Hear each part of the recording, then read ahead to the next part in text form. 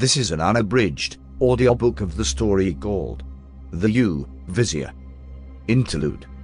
A significant amount of time has passed from the previous chapters in this story, so prior to its conclusion let's reminisce on its happenings. Grand Vizier Bernardo, named Kaern the new Vizier of the Militia, just before Bernardo was brutally murdered by the Blood Clan orcs.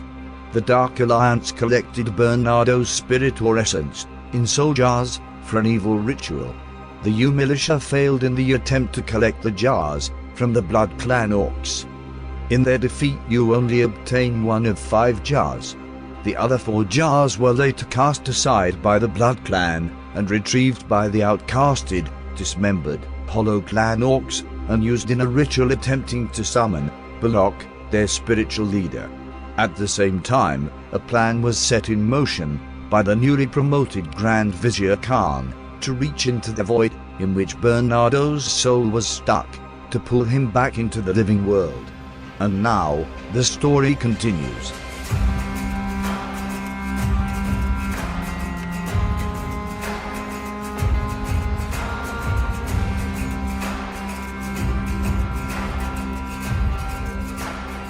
Part 4. 10 seconds. Many moons have passed, and many seasons have changed, since Kaern's attempt to reach Bernardo. Those in attendance on the Militia roof that day exhausted all of their energy. One man even died. Or maybe just fainted. But it was for nothing. Nothing came of it. Final words, many goodbyes, a tooth wiggled. Bernardo wasn't to return. The shrine in his honor was packed into a chest by young Arcanist Atexio Stern, on return to the lonely-hearted fresh princess. That was the end of it. Kaern later abandoned his role as Grand Vizier, believably due to the pressure from the responsibility. He became a wandering healer, searching for those in need of revival.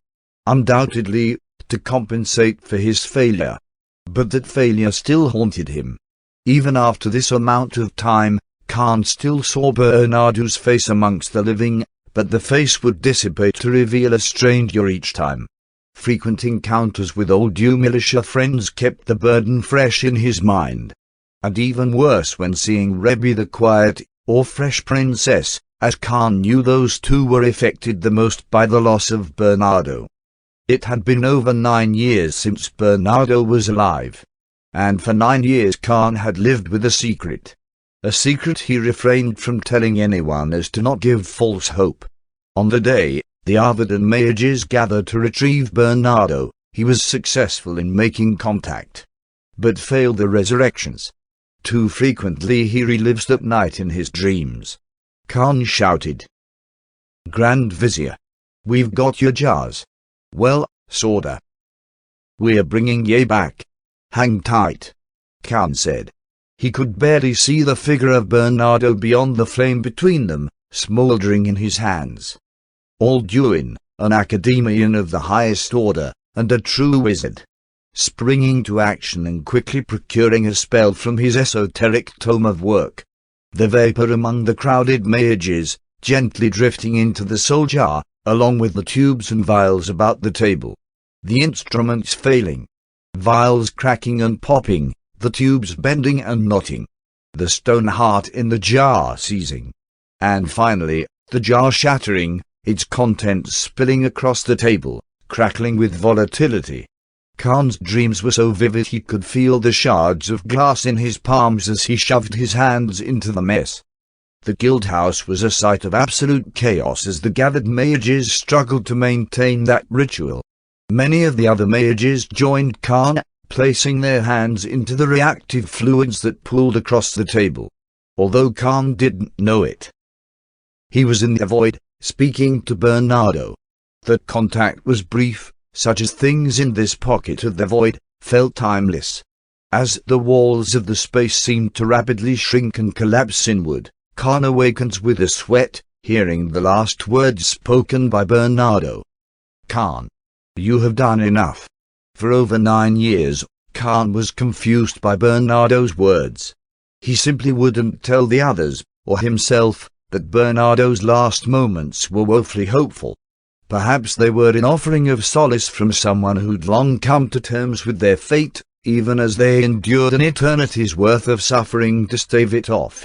On that day, after the ritual, Kaern spoke. "We failed. Bernardo said we did enough, but... nay.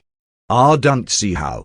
The white stag of you tightened the Grand Vizier's belt about his waist, looked a fresh princess but then decidedly avoided her gaze. Kaern rested his palm on Bernardo's channeling mask. "We did what we could, but it wasn't enough. Bernardo's dead." He withdrew his hand, leaving behind a print of solvent and blood. Kaern left the U-Haul that day, and had not returned to River Run since. Across the seas and past a handful of mountains. Unknown to Kaern, that same night, over 9 years ago, the Hollow Clan orcs were also performing their ritual. The heavy cloud of mist that hung above the canyon surged with neon light. The deluge that poured from the contracting cloud was distinctly different from rain. Whereas rain soaked, coated, cascaded and pooled along the surfaces it touched, the molten essence perforated it like ethereal acid. The robed orc, with eyes fixed on the growing energy, knew he couldn't escape what was to follow. The rest of the Hollow Clan still jumped about in excitement, even with the destruction occurring around them, for the return of Belloc. While what occurred in the canyon behind Corpse Creek, here dubbed Hollow Clan Canyon, was nothing short of cataclysmic. Few orcs out and participating in the night's ritual had time to respond, with most killed upright, drilled through, looking up at smoky output of their worship which now suddenly rained demise upon them. Sound ignited in a blinding flash.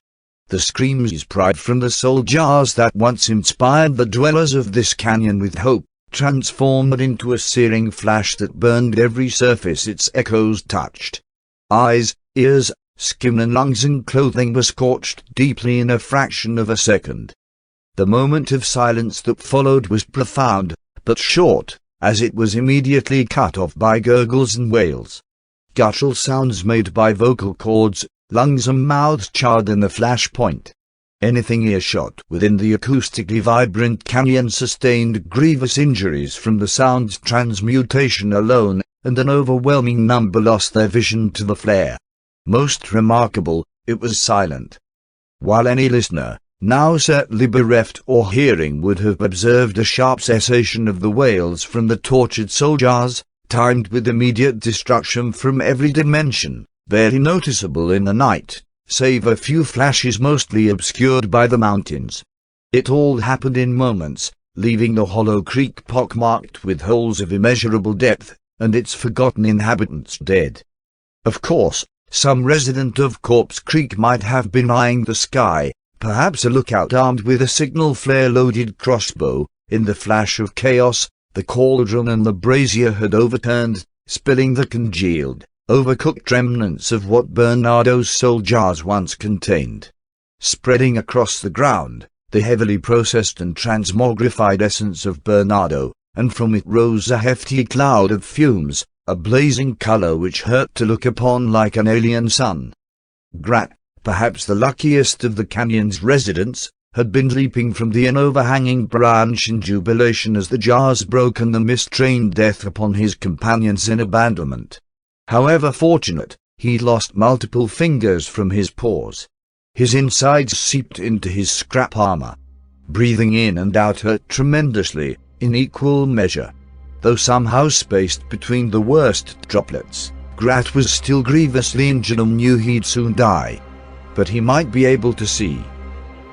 Grat was born with a deformity known as split eye, which needed to be kept patched over to avoid sudden loss of balance and depth perception, as well as distractions from whatever planar barriers Grat claimed they could see when they were crossed simultaneously. Grat possessed likely the one eye of Hollow Clan not fried in a spark of mystical light. Lifting his eye patch, Grat's far-sighted eye gazed upon the destruction around him, centering on the sundered ritual. They wiggled madly before focusing on what appeared to be a figure, standing within the sibilating mist that amassed above the spilled cauldron. Belloc," rasped Grat, reaching out with the hole-strewn hand only to stagger forward, his fingers struggling to further lift his eye patch to try to discern the form between his own two malformed gazes.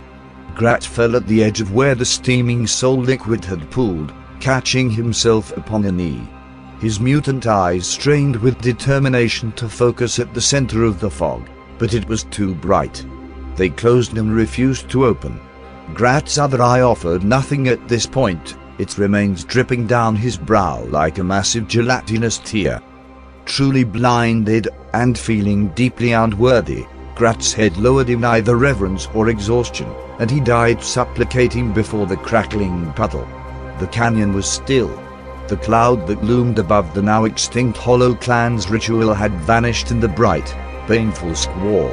All that remained was a gully, pitted in bottomless holes, uninhabitable, and the silhouette of a man.